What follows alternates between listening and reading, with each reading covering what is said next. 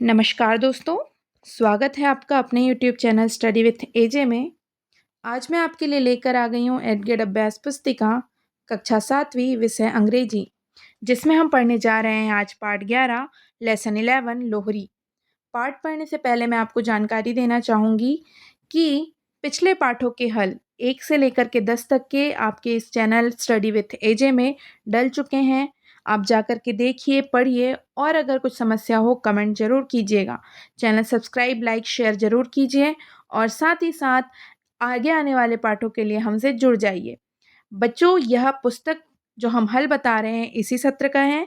साथ ही साथ अंग्रेजी विषय के अलावा हिंदी, गणित, विज्ञान, सामाजिक विज्ञान सभी का हल आपको हमारे इस चैनल पर मिलेगा, तो चैनल ध्यान से सब्सक्राइब कर लीजिएगा। चलिए अब हम पढ़ते हैं पाठ 11, जिसमें दिया गया है लोहरी, लेसन 11, है ना। लोहरी मैं बताना चाहूँगी आपको, यह त्यौहार है पंजाब का, जो कि 13 जनवरी को मनाया जाता है और इसमें क्या नई फसल आने के लिए यह उत्सव मनाया जाता है, यह त्यौहार मनाया जाता है। इट मीन्स इसका मतलब यह है कि यह एक हार्वेस्ट फेस्टिवल है ना। ठीक है, हार्वेस्ट फेस्टिवल ये होते हैं जो अनाज के उगने पर, अनाज कटने पर मनाए जाते हैं। चलिए बच्चों, इसमें देखते हैं हमें क्या दिया है, सही विकल्प चुनकर लिखिए। प्रश्न पहला, when is Lohri celebrated, Lohri कब मनाया जाता है, तो answer is in the month of January, जनवरी के महीने में मनाया जाता है। प्रश्न दूसरा बता रहा है वी शुड एक्चुअली बर्न, हमें सच में क्या जलाना चाहिए, तो बी उत्तर है इसका हेट्रेड, यानी कि हमें बुरी चीज़ों को जला देना चाहिए। प्रश्न तीसरा बोल रहा है which is the oldest fair in India, यानी भारत में सबसे पुराना मेला कौन सा लगता है, तो उत्तर है इसका डी सोनपुर कैटल फेयर। वहाँ पर सोनपुर एक क्षेत्र है, वहाँ पर पशुओं का मेला लगता है, जो कि सबसे पुराना मेला है हमारे भारत देश का। चलिए प्रश्न चौथा दिया है find the rhyming word of blame, blame का राइमिंग वर्ड यानी होता है मिलते जुलते शब्द, तो ब्लेम का हो जाएगा ए क्लेम। आप यहाँ पे देखिए CLAM लिखा है पर इसका उच्चारण होता है काम, ठीक है, उसका उच्चारण होता है काम, तो ब्लेम का हो जाएगा क्लेम। चलिए आगे दिया गया है प्रश्न पांचवा, find the similar word of the word wisdom, wisdom से मिलता जुलता यानी कि दोनों का अर्थ एक ही होना चाहिए ऐसा कौन सा शब्द है, तो इसका उत्तर है बी इंटेलिजेंस, यानी कि जिससे क्या होता है जो बुद्धिमान हो, है ना, जिसमें बुद्धि हो, गुण हो, समझदारी हो, उसे विजडम या इंटेलिजेंस कहते हैं, दोनों का अर्थ एक ही होगा। चलिए बच्चों आगे दिया गया है हमें प्रश्न रिक्त स्थानों की पूर्ति करें, जिसमें प्रश्न छठवा दिया है Lohri is celebrated during the harvest of crops, है ना, तो अर्थ है इसका कि लोहरी मनाया जाता है हार्वेस्टिंग द क्रॉप्स, यानी कि फसलों की कटाई के समय में। ठीक है, प्रश्न सातवां दिया है Lohri is mainly celebrated in Punjab, Holi मुख्य तौर पे कहाँ पर मनाया जाता है, पंजाब में। प्रश्न आठवां दिया है the opposite direction of south, south का उल्टा दिशा क्या होगी, तो वो होगी नॉर्थ, साउथ यानी होता है दक्षिण, नॉर्थ यानी होता है उत्तर। प्रश्न नौवां दिया हुआ है the homophone of word pile is pile. बच्चों देखो होमोफोन क्या होते हैं, जिसमें अक्षर तो अलग अलग लिखे रहते हैं पर उन्हें सुनने में एक जैसे आते हैं, ठीक है, उनका उनका जो बोला जाता है उच्चारण वो एक जैसे होता है। जैसे यहाँ PILE पाइल यानी ढेर होता है, PYLE पाइल यानी इसका भी मतलब ढेर होता है, पर ये बहुत ज़्यादा ढेरों के लिए उपयोग किया जाता है, एक से अधिक के लिए, ठीक है। दोनों का उच्चारण एक जैसा है परंतु लिखने में अलग अलग है, इसीलिए वो होमोफोन कहलाते हैं। चलिए आगे दिया गया है 10वां, the adjective form of verb burn is, burn क्या है, वर्ब है, बर्न यानी होता है जलना, तो उसका एडजेक्टिव फॉर्म होगा बर्नट यानी जला हुआ। ठीक है बच्चों, चलो आगे दिया गया है वेरी शॉर्ट क्वेश्चन आंसर, इसमें दिया है निम्नलिखित प्रश्नों के उत्तर एक शब्द या एक वाक्य में लिखना है। तो प्रश्न 11 है which things make the ornaments during the Lohri, तो प्रश्न पूछ रहा है कि कौन सी चीज़ों से ऑर्नामेंट्स होते हैं यानी कि ज्वेलरीज होती हैं, तो वहाँ पे जब पूजा के समय में विभिन्न प्रकार की ज्वेलरी बनाई जाती है तो वो किससे बनाई जाती है? तो उत्तर है इसका नट्स एंड स्वीट मीट्स, है ना? कि वहाँ पे जो अलग-अलग तरह के फली, दाने इन सब से और साथ ही साथ मीठी चीज़ों से क्या बनाए जाते हैं? ऑर्नामेंट्स वहाँ के जेवर बनाए जाते हैं। चलिए प्रश्न 12 पूछ रहा है which festival do you like most? कौन सा त्योहार आपको सबसे ज़्यादा पसंद है? तो यहाँ पे आएगा बच्चों उत्तर है I like Diwali the most. मुझे दिवाली का त्योहार सबसे ज़्यादा पसंद है। चलिए बच्चों आगे हम देखते हैं क्या दिया हुआ है प्रश्न 13। प्रश्न 13 में दिया है the adverb of word high. High क्या होता है? ऊंचा, तो उसका एडवर्ब फॉर्म क्या होगा? हाईली यानी ऊंचाई पर। ठीक है, आगे दिया गया है प्रश्न 14 the rhyming word of land. Land का राइमिंग वर्ड यानी हमने आपको बताया है बच्चों, यानी कि जिनका उच्चारण एक जैसा होता हो, है ना? यानी कि एक जैसे मिलते जुलते शब्द हो, जैसे लैंड हो गया, हैंड हो गया, तो लैंड का राइमिंग वर्ड हो जाएगा हैंड। लैंड यानी होता है जगह या जमीन, हैंड यानी होता है हाथ। ठीक है बच्चों, आगे दिया है हमारे पास शॉर्ट आंसर टाइप क्वेश्चन। निम्नलिखित प्रश्नों के उत्तर एक या दो वाक्यों में लिखो। तो हम देखते हैं प्रश्न दिया है हमारे पास प्रश्न 15 how does the air get polluted? किस तरह से हवा प्रदूषित होती है? तो उत्तर लिखेंगे हम the air gets polluted from the smoke produced by burning wood during Lohri. ठीक है, तो यहाँ पे बता रहा है कि हवा प्रदूषित होती है धुएं से जो कि निकलता है लोहरी के समय जलाई जाने वाली लकड़ी से। ठीक है बच्चों, इस तरह से आंसर लिखा गया है। आगे दिया गया है प्रश्न 16 why do you like festivals? आपको त्योहार क्यों पसंद है? तो उत्तर हम लिखेंगे festivals are often enjoyed because the they provide opportunities. Festival are often enjoyed क्योंकि फेस्टिवल्स मुख्य तौर पर मनाए जाते हैं क्योंकि वो हमें क्या देते हैं? मौका देते हैं फॉर सेलिब्रेशन, त्योहार मनाने का, एंजॉय करने का, स्पेंडिंग टाइम, समय बिताने का, विथ फैमिली एंड फ्रेंड्स, अपने दोस्त और परिवार के साथ में। तो इसीलिए क्या है? इसीलिए हमें त्योहार पसंद है। चलिए आगे देखते हैं प्रश्न 17। प्रश्न 17 में दिया है why are fair important in our life?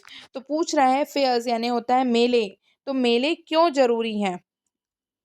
बच्चों यहाँ पे फेयर्स का मतलब हो गया है, यहाँ पे दो तरह से अर्थ होता है, तो मैं आपको बताना चाहूँगी यहाँ पे फेयर्स का मतलब दिया गया है पैसों से संबंधित है ना, किराए से संबंधित है। ठीक है, why are fairs important in our life यानी कि किराए, ये सब क्यों चीज़ें ज़रूरी हैं। तो ठीक है, यहाँ पर हम देखते हैं fairs are important because they offer entertainment, showcase local culture and crafts provided a platform for trade and commerce। यानी कि मेलों से ही अर्थ है यहाँ पर, फेयर्स यानी कि मेलों से ही अर्थ है। फेयर्स आर इम्पोर्टेंट यानी मेले हमें ज़रूरी हैं क्योंकि दे ऑफर एंटरटेनमेंट यानी कि वो हमें क्या पहुँचाते हैं? मनोरंजन पहुँचाते हैं। उसके बाद में क्या चीज़ है? शो केस लोकल कल्चर, है ना, कि वो हमारे आसपास के कल्चर को, संस्कृति को बताते हैं। और एंड क्राफ्ट्स प्रोवाइडेड प्लेटफॉर्म यानी कि और आसपास में जो क्राफ्ट्स बनाए जाते हैं, लकड़ी के काम है, हाथ करघा का काम है, इन सब कामों को क्या करते हैं? वो आगे बढ़ाते हैं। प्रोवाइड अ प्लेटफॉर्म, एक जगह देते हैं टू ट्रेड और कॉमर्स यानी कि हम उन्हें खरीद और बेच सकें। तो बच्चों यहाँ पर जो ये फेयर का मतलब ना, यहाँ हमारा अर्थ है मेले से ही है ना? तो मेले से ही इसका मतलब है। तो मेलों को क्या महत्व है हमारी ज़िंदगी में, ये बताया गया है।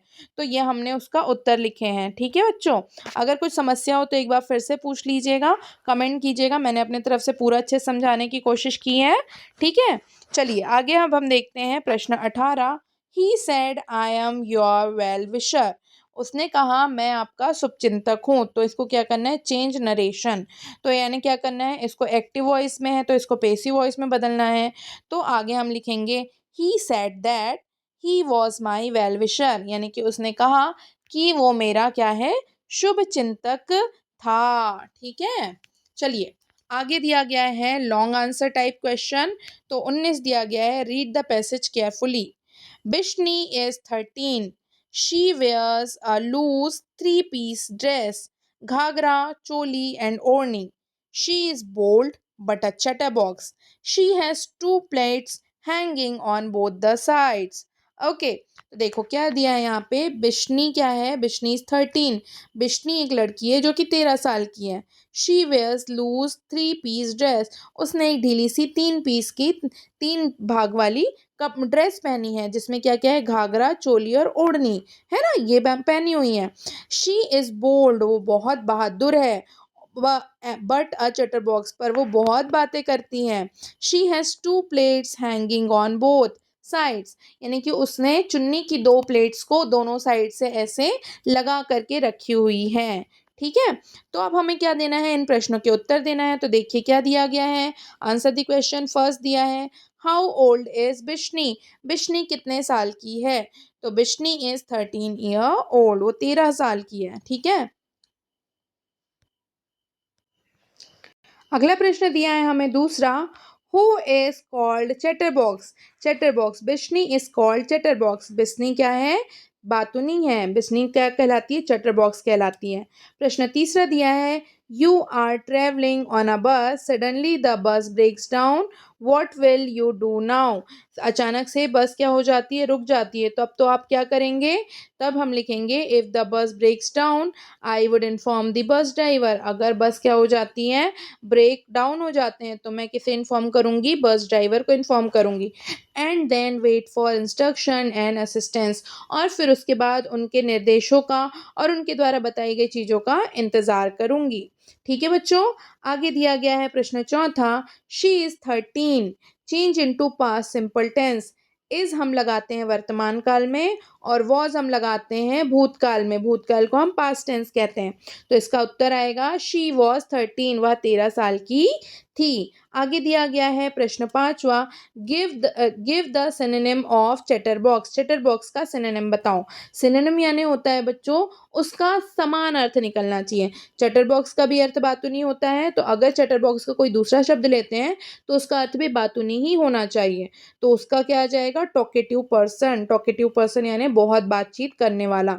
और गैरेलियस पर्सन, गैरेलियस यानी कि वो भी बहुत बात करने वाला है व्यक्ति होता है। ठीक है, तो सिनोनिम यानी कि समान अर्थ वाले। ठीक है बच्चों, आगे दिया है प्रश्न 20, right an essay on my school. देखो बच्चों, सभी का स्कूल अलग अलग होता है, सभी के एक्सपीरियंस अलग अलग होते हैं, है ना, आप वहाँ पे जाते हैं, खेलते हैं, सीखते हैं, कई सारी चीज़ें रहती हैं। यहाँ पर मैंने अपने तरफ से कुछ वाक्य लिखे हैं, आप इन्हें देख करके और अच्छे वाक्य बना सकते हैं। कोशिश करिए कि आप अपने स्कूल पर खुद से ऐसे लिखें, खुद से निबंध लिखें। ठीक है, चलिए, तो उदाहरण के लिए मैं आपको यहाँ पे बता रही हूँ, my school is a vibrant place of learning and friendship, मेरा स्कूल बहुत ही अच्छा और बहुत ही बढ़िया प्लेस है सीखने के लिए और दोस्ती के लिए। फीचरिंग अ ब्यूटीफुल बिल्डिंग, एक बहुत ही सुंदर और अच्छी वहाँ पे इमारत है। एंड अ स्पेशियस प्लेग्राउंड, और एक बहुत बड़ा खुला सा खेल का मैदान है। वेयर आई एंजॉय गेम्स, जहाँ पर मैं खूब खेल खेलता हूँ, खूब मज़े करता हूँ। And activities with my friends, और बहुत सारी क्रियाकलाप वहाँ पर अपने दोस्तों के साथ करता हूँ। ठीक है बच्चों, एक ये छोटा सा पैराग्राफ मैंने एज ए ऐसे के रूप में, निबंध के रूप में लिखा है यहाँ पर। आप इससे अच्छा और लिख सकते हैं। आपको यह पाठ पढ़ाना कैसा लगा ज़रूर बताइएगा। साथ ही साथ आपको जानकारी देना चाहूँगी कि आगे आने वाले पाठों के लिए चैनल लाइक, शेयर, सब्सक्राइब ज़रूर कर लीजिए। इसके साथ साथ ही आने वाली महत्वपूर्ण प्रश्नोत्तर की सीरीज़ के लिए चैनल को सब्सक्राइब करके बेल आइकॉन ज़रूर प्रेस कर लीजिएगा, जिसमें महत्वपूर्ण प्रश्नोत्तर की सीरीज़ आती है, जिसे पढ़ करके आप अपनी कक्षा में बहुत अच्छे नंबरों से पास हो सकते हैं। और साथ ही साथ आप ज़रूर बताइएगा आप कहाँ से हमारा ये चैनल वीडियो देख रहे हैं, आपका नाम ज़रूर बताइएगा। ठीक है बच्चों, और कुछ चीज़ अगर आपको लगती है कि हमें सिखाना बताना है तो हमें कमेंट ज़रूर कीजिएगा। Thank you.